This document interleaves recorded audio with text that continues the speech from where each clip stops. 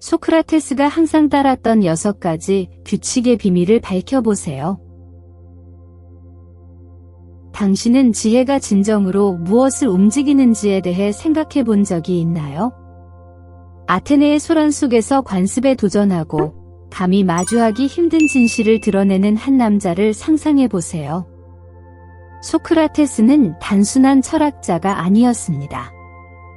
그는 정신의 전사이자 진리를 향한 끊임없는 탐구자였습니다.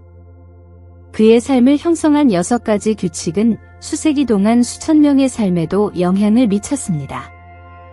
그가 알았던 것, 우리가 모르는 것은 무엇일까요? 이제 만약 당신이 매 걸음마다 이 규칙을 적용할 수 있다면 당신의 삶은 어떻게 변할까요? 어떤 숨겨진 진실을 발견할 수 있을까요? 이 규칙들은 단순한 지침이 아닙니다. 더 진정하고 충만한 삶으로 가는 열쇠입니다.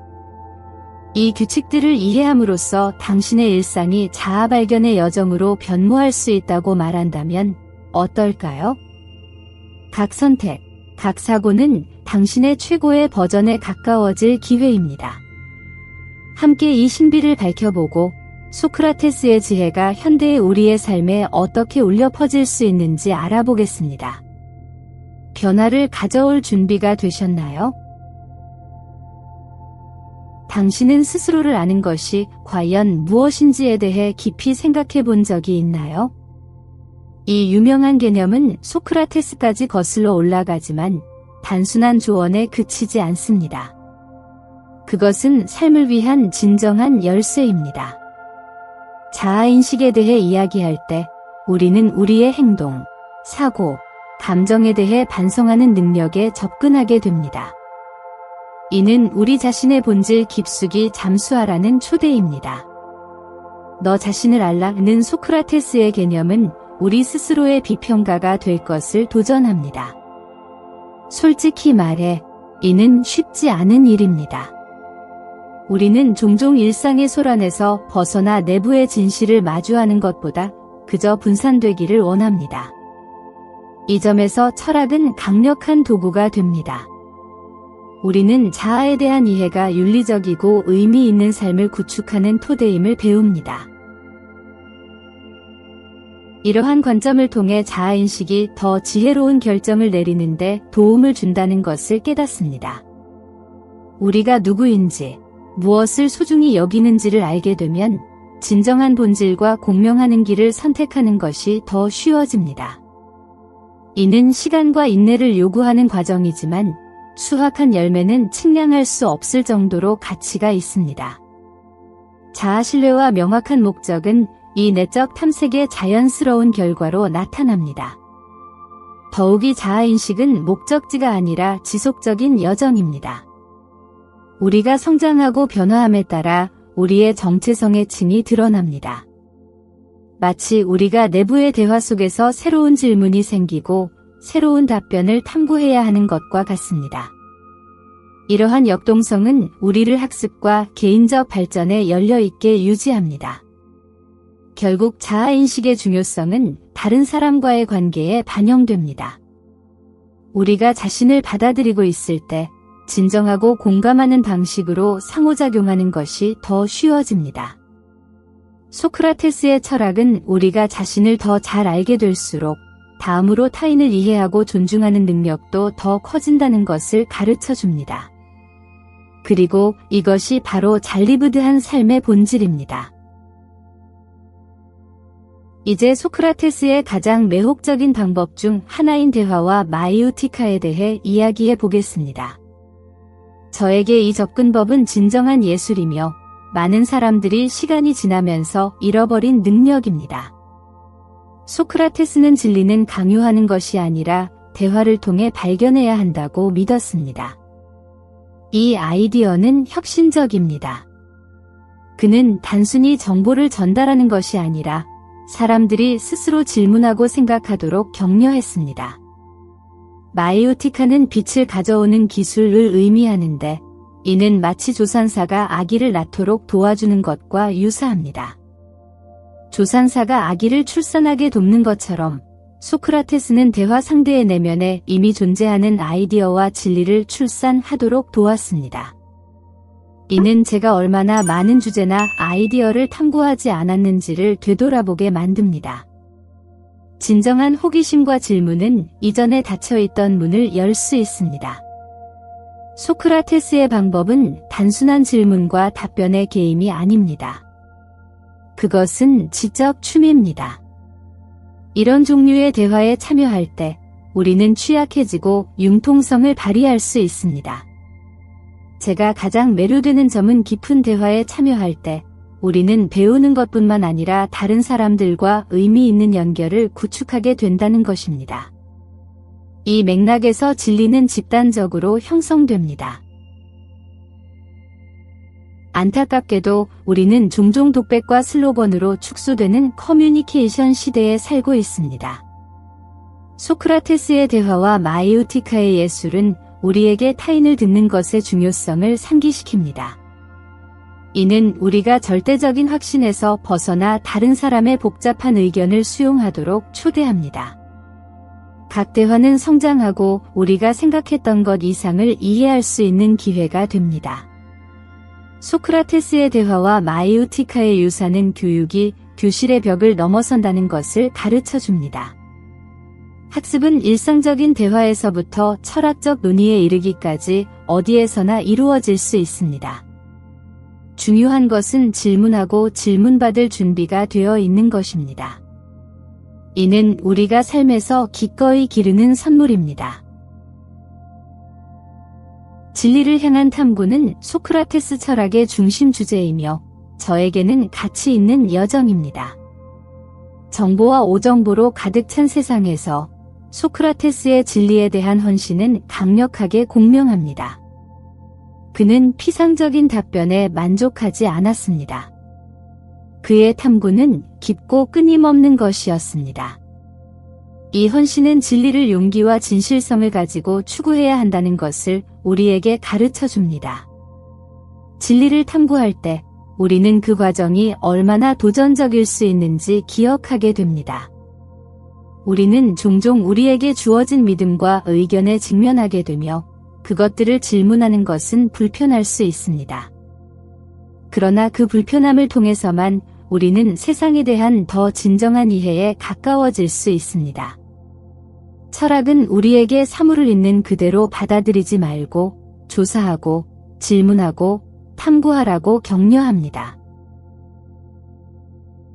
소크라테스는 진리가 쉽게 발견되는 것이 아니라는 것을 보여줍니다. 그것은 과정입니다. 이 길은 인내와 끈기를 요구합니다. 새로운 질문과 새로운 반성을 통해 우리는 조금씩 진리에 가까워집니다. 이것이 제가 철학에서 얻은 큰 교훈 중 하나입니다. 진리는 종결점이 아니라 발견의 지속적인 여정입니다. 또한 진리를 탐구하는 것은 우리의 상호작용을 형성합니다. 우리가 진리를 발견하는 데 헌신할 때 우리는 정직하고 투명해지는 법을 배웁니다. 관계는 더 진정해지고 대화는 더 의미 있게 됩니다. 진리를 찾는 단순한 행위는 우리를 겸손하게 하고 우리가 모든 답을 가지고 있지 않음을 인정하게 합니다. 이렇게 분열된 세상에서 이러한 겸손은 매우 귀중한 자질입니다. 진리를 찾는 과정은 우리를 윤리적 반성의 장소로 이끕니다. 진리를 추구할 때 우리는 우리의 행동과 그 결과에 대해 질문하게 됩니다. 이러한 자기 성찰은 윤리적이고 책임감 있는 삶을 사는데 필수적입니다. 따라서 진리를 찾는 것은 단순한 지적 문제를 넘어 더 의식적이고 의미 있는 미래로 나아가는 삶의 실천이 됩니다.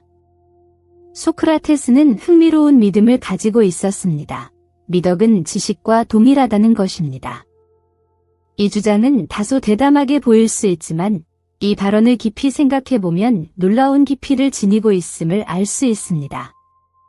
그에 따르면 누군가 진정으로 선이 무엇인지 안다면 그에 따라 행동할 것입니다. 지식과 미덕 사이의 이 밀접한 연결은 우리가 진정한 지식을 추구해야 할 책임을 느끼게 합니다. 미덕에 대해 이야기할 때 우리는 종종 그것을 규칙이나 도덕적 규범의 집합으로 연관 짓는 경향이 있습니다. 그러나 소크라테스의 관점은 그 이상입니다. 그는 미덕을 지혜의 상태로 이해할 것을 초대합니다. 우리가 올바른 것에 대한 진정한 지식을 갖게 된다면 우리는 자연스럽게 미덕에 따라 행동하게 됩니다. 이는 우리가 많은 비윤리적 행동의 뿌리가 무지임을 시사하는 흥미로운 도전을 제기합니다. 이 아이디어를 고려할 때 지식을 추구하는 것이 윤리적 의무가 됨을 깨닫습니다. 이는 단순히 정보를 축적하는 것이 아니라 이러한 정보가 우리의 행동과 삶의 방식과 어떻게 연결되는지를 이해하는 것입니다. 이러한 관점은 우리의 행동의 결과에 대해 성찰하고 책임감 있게 행동하는 것의 중요성을 일깨워 줍니다. 또한 미덕과 지식 사이의 관계는 우리로 하여금 더 많은 공감을 형성하도록 격려합니다. 비윤리적이거나 해로운 방식으로 행동하는 사람들을 마주할 때 우리는 종종 그들을 쉽게 판단하곤 합니다. 그러나 소크라테스의 철학은 무지가 진정한 원인일 수 있음을 상기시킵니다. 이러한 이해는 우리의 일상적인 상호작용에서 연민을 키우는 데 도움을 줍니다. 미덕이 지식이라는 아이디어는 우리를 영원한 학생으로 만들도록 강요합니다. 만약 미덕이 지혜의 상태라면 우리는 항상 지식과 이해를 추구해야 합니다. 이러한 여정은 결코 끝나지 않으며 새로운 발견이 우리를 진리뿐만 아니라 우리가 삶에서 키우고자 하는 미덕에 더 가까이 다가가게 합니다. 진정성과 성실성에 대해 생각할 때 소크라테스가 남긴 교훈을 떠올리지 않을 수 없습니다.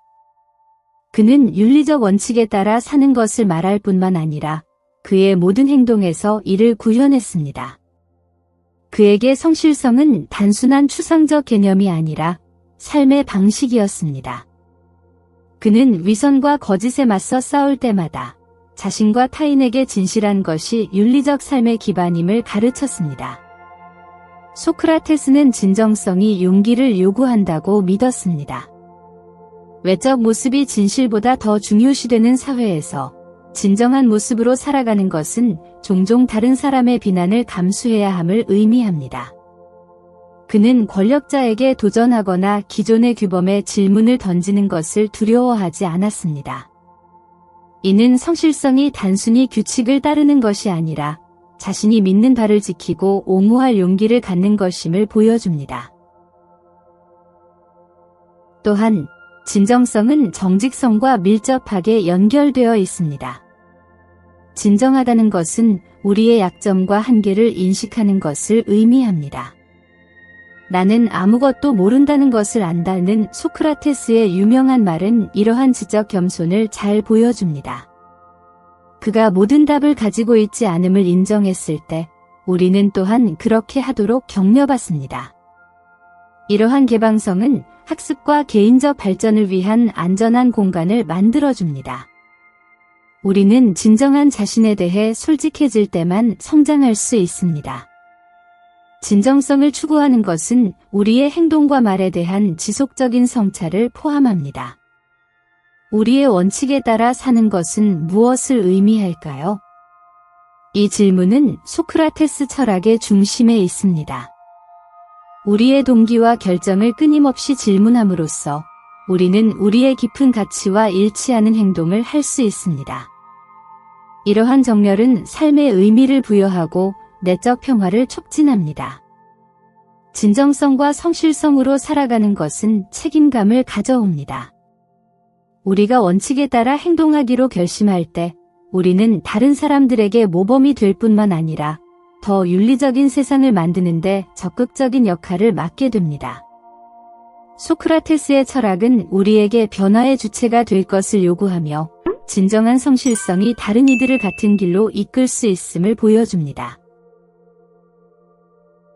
소크라테스의 사회적 지위에 대한 태도는 오늘날에도 여전히 깊은 공명을 일으킵니다. 그는 권력이나 부의 영향을 받지 않았으며 이는 매우 존경스러운 태도입니다. 그의 상호작용에서 진정한 지혜와 인간의 가치는 직함이나 소유에 얽매이지 않는다는 것이 분명했습니다. 그에게 중요한 것은 사람들의 인격과 그들이 공유하는 아이디어의 질이었습니다. 소크라테스는 다양한 사회적 배경을 가진 사람들과 만났습니다. 일반 시민부터 가장 영향력 있는 인물까지 그의 접근 방식은 항상 같았습니다. 질문하고 진리를 찾는 것이었습니다. 그는 권력자 앞에서도 주저하지 않았으며 종종 그들의 신념의 피상성을 드러냈습니다. 이러한 사회적 지위에 대한 무관심은 진정한 위대함이 사고의 성실함과 도덕성의 깊이에 있음을 상기시킵니다. 또한 소크라테스의 이러한 태도는 우리가 자신의 우선순위를 성찰하도록 초대합니다. 우리는 종종 소유를 더 중요시하고 인간의 가치를 소홀히 여기는 사회에서 살고 있습니다. 소크라테스는 우리가 이러한 논리를 뒤집도록 도전하며 진리 탐구와 미덕 실천이 진정한 인간을 정의한다고 강조합니다. 이러한 관점의 변화는 더 깊고 의미 있는 관계를 구축하는 데 도움을 줄 수 있습니다. 소크라테스의 사회적 지위에 대한 무관심은 대화의 중요성도 가르쳐줍니다. 그는 누구와 대화하든 깊고 의미 있는 대화에 임하며 모든 사람은 귀중한 기여를 할 수 있다는 것을 보여주었습니다. 이러한 관점은 지식을 민주화하고 지혜가 어느 위치에서든 나올 수 있는 환경을 조성합니다. 이러한 태도는 우리의 상호작용과 관계를 되돌아보게 만듭니다. 우리는 사람들을 그들이 진정으로 누구인지가 아니라 그들이 나타내는 것에 따라 평가하고 있지는 않은가? 소크라테스의 철학은 외적인 모습 너머의 연결을 추구하도록 우리를 자극하며 세상을 바라보고 상호작용하는 방식을 변화시킵니다. 아이러니의 소크라테스적 의미에 대해 이야기할 때 이 방법이 비판적 사고를 유도하는 강력한 도구가 되었다는 점에 감탄하지 않을 수 없습니다. 소크라테스는 자신이 진정으로 생각하는 것과 반대되는 주장을 하여 대화 상대방이 자신의 믿음을 되짚어보도록 만드는 데 뛰어난 재능을 발휘했습니다. 이러한 대화 방식은 단순히 논쟁의 전략이 아니라 사람들이 자신과 세상에 대한 더 깊은 이해로 나아가도록 이끄는 방법이었습니다.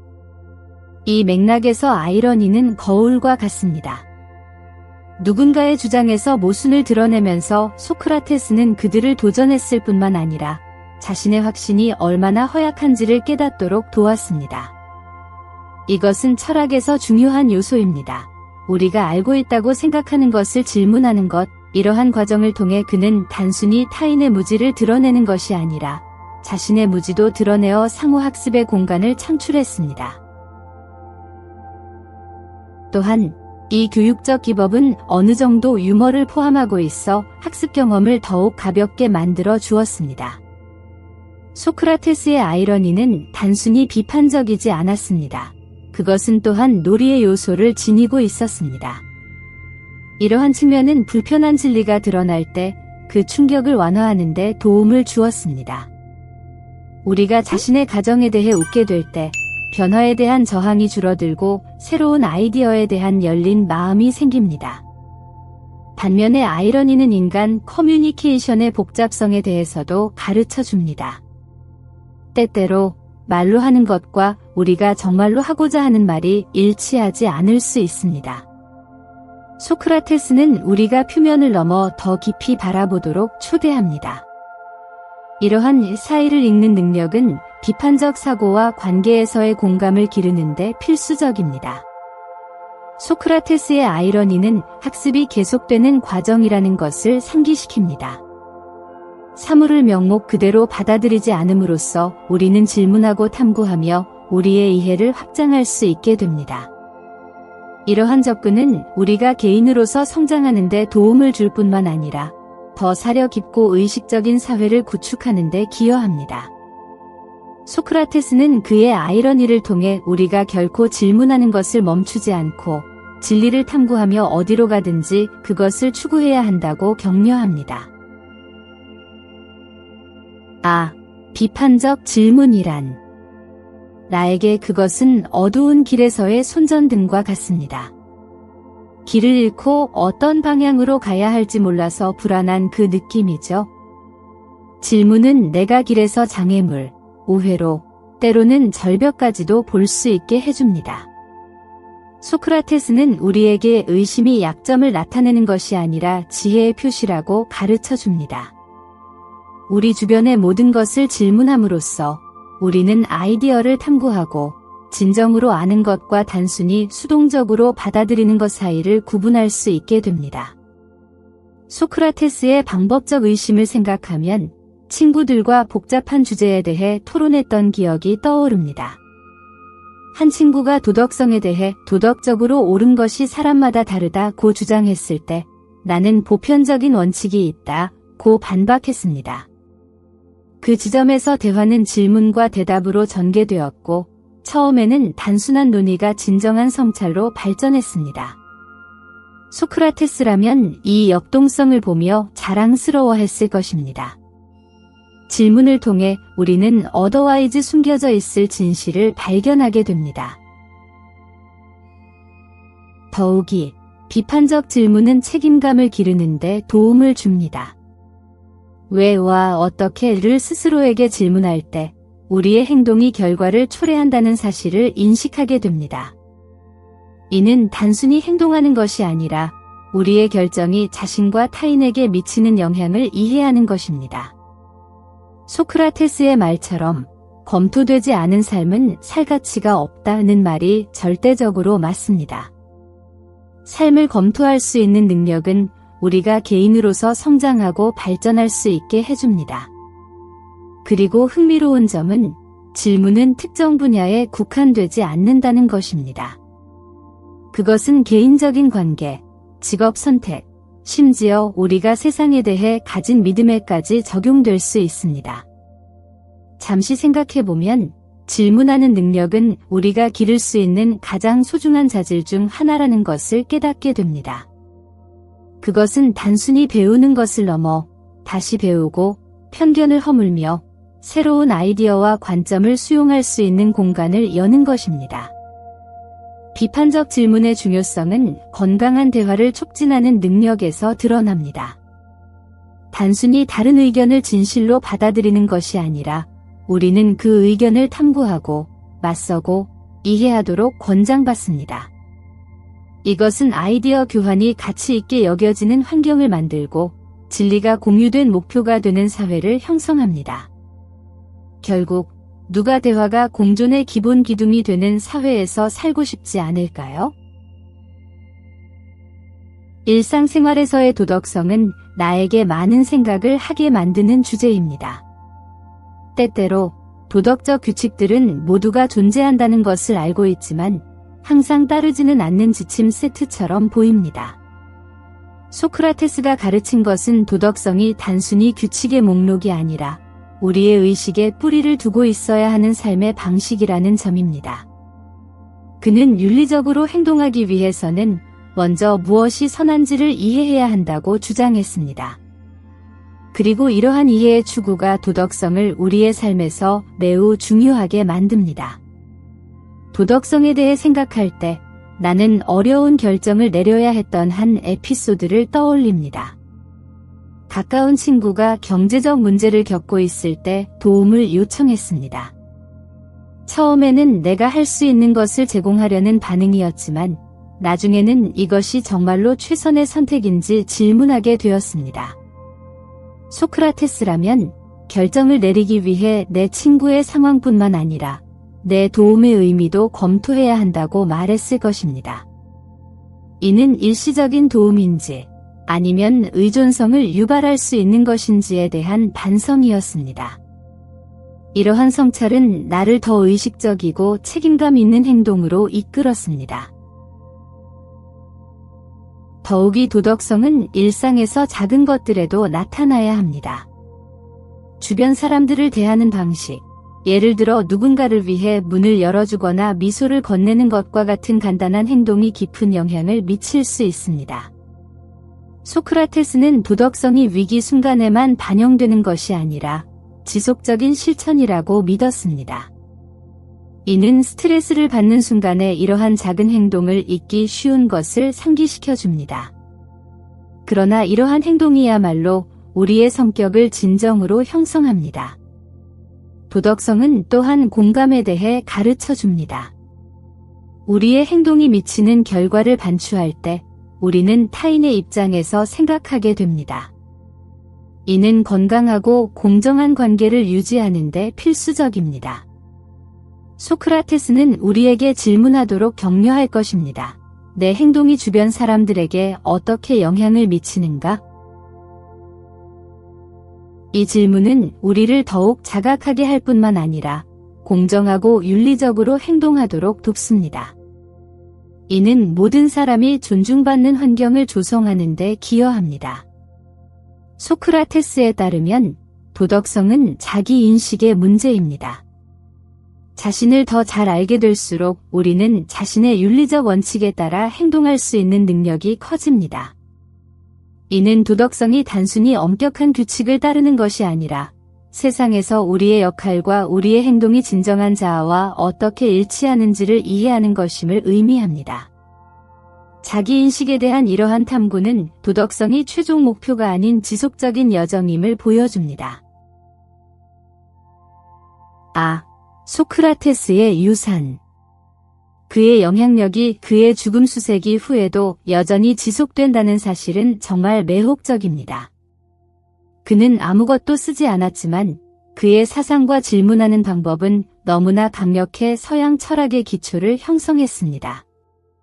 그의 사고방식이 어떻게 비판적 사고와 현대교육의 발전을 위한 토대가 되었는지 생각해보면 흥미롭습니다. 마치 그가 오늘날 우리의 대화와 토론에서 여전히 꽃을 피우고 있는 씨앗을 심은 것과 같습니다. 현대 교육을 바라보면 소크라테스의 방법론을 반영한 부분이 많이 보입니다. 비판적 사고를 장려하고 대화와 질문의 중요성을 강조하는 것은 소크라테스의 아이디어에 뿌리를 두고 있습니다. 제가 기억하는 한 수업에서는 교수님이 우리에게 특정 주제에 대해 우리가 알고 있는 모든 것을 의심해보라고 도전하셨습니다. 이러한 접근은 단순히 비판적으로 생각하는 법을 가르치는 것을 넘어 다양한 의견을 소중히 여기는 법을 가르쳤습니다. 확실히 이것은 소크라테스가 남긴 가장 중요한 유산 중 하나입니다. 또한 소크라테스의 철학적 영향은 윤리와 정치와 같은 분야에까지 미칩니다. 그의 미덕과 도덕성에 대한 논의는 오늘날의 논의에서도 여전히 중요한 의미를 지닙니다. 권력관계나 사회 문제에 대한 윤리를 읽을 때마다 정의가 무엇인지에 대한 그의 성찰이 떠오르지 않을 수 없습니다. 그는 지도자와 시민들에게 스스로에게 질문하도록 도전했습니다. 진정한 정의란 무엇인가? 이러한 도전은 현재의 거버넌스와 사회적 책임에 대한 논의에서도 여전히 울려 퍼집니다. 소크라테스의 영향은 우리가 삶에 통합하려고 노력하는 자기점검과 자기 비판의 실천에서도 볼 수 있습니다. 자신의 믿음과 행동을 지속적으로 평가해야 한다는 이 생각은 우리에게 책임을 요구하는 유산입니다. 다양한 정보와 의견이 넘치는 세상에서 질문하고 반성하는 능력은 더욱 중요해집니다. 이는 불확실한 시대에 소크라테스의 원칙으로 돌아가는 것이 명확성을 찾는 데 도움이 될 수 있다는 생각을 하게 합니다. 소크라테스의 철학적 영향력은 단순한 학문적 문제가 아니라 우리가 일상에서 사용할 수 있는 실용적인 도구입니다. 그가 우리에게 질문하고 반성하며 진리를 추구하도록 가르친 방식은 우리가 지속적으로 배양해야 할 것입니다. 이것이 그의 유산의 본질입니다. 반성과 보다 충만하고 의식적인 삶을 추구하는 초대입니다. 그리고 뒤를 돌아보면 단 하나의 책도 남기지 않았지만 그의 목소리는 세기를 넘어 계속해서 울려 퍼져 우리에게 보다 윤리적이고 지혜로운 삶을 살도록 도전하고 있습니다. 그래서 소크라테스가 따랐던 6가지 원칙을 생각하면서 우리는 질문을 던집니다. 이러한 원칙들을 우리 일상에 어떻게 적용할 수 있을까요? 자기인식과 진리의 추구가 사실상 우리를 더 충만하고 의미 있는 삶으로 이끄는 원동력이 아닐까요? 매일 아침 당신이 믿는 것에 의문을 제기하고 당신을 도전시키는 사람들과 함께하며 결코 자신의 확신에 안주하지 않겠다는 결심을 해본 적이 있습니까? 이러한 변화가 당신의 삶뿐만 아니라 주변 사람들의 삶에 어떤 영향을 미칠 수 있을지 생각해 보셨나요?